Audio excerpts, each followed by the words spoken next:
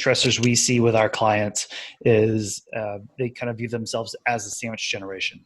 Is that especially early retirement, they're looking at, hey, my parent is in their 80s, their 90s, and mom or dad's moving in with me, or I got to go check in on them, I got to take care of them. Yeah.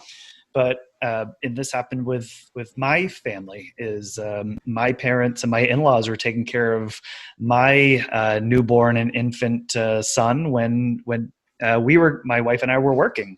Right. So that actually happened. My dad was a retired teacher from Bangor High School, go Rams, and Right.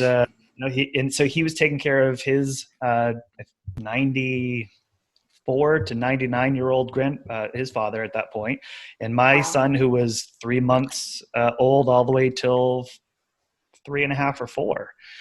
So here he is. He's kind of tackling both of those. And for those that say for a financial goal, hey, I want to help, but man, I'm stressed, right? As I feel an obligation to help my parent or parents, but I also feel an obligation to help the next generation, right? So they're just being kind of pulled apart with, how do I allocate my time? How do I allocate my resources? All of that.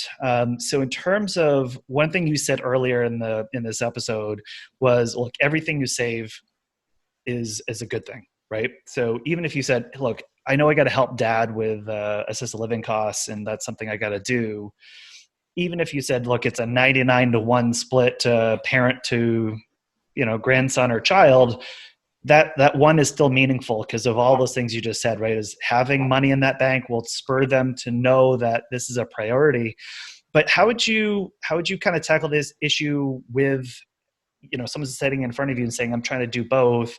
How do you help them with that? Or how have you helped them with that?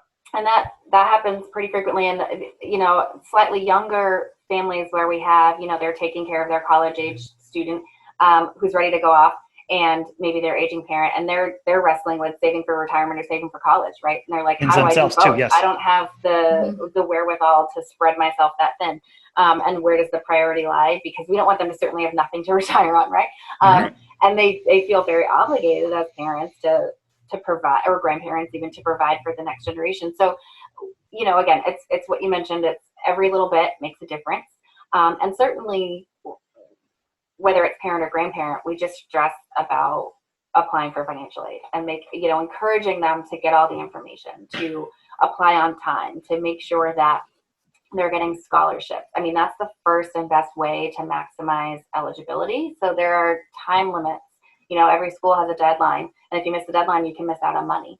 And so I think it's really just, we can say, like, the burden doesn't necessarily have to be all on you to save all the money for their education, right? So we would have the conversation of every little bit helps, even if you have enough that they can buy books every semester, and that's what you can save. That's great. That's one less expense they have to worry about. And then, helping them maximize their financial aid, encouraging them to apply for scholarships. A lot of scholarships ask for, like, write a great letter about yourself. That's really hard to do. 18-year-olds have a hard time bragging about themselves, surprisingly.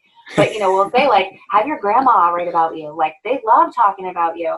And so I think that there's ways that they can assist without necessarily feeling for, the heavy financial aspects of it and feeling like they have to wrestle that line. So there's other sort of supportive ways that they can do that. But, maybe it's okay, we can help you buy your books, or we can save for 1 year of college. And then, you'll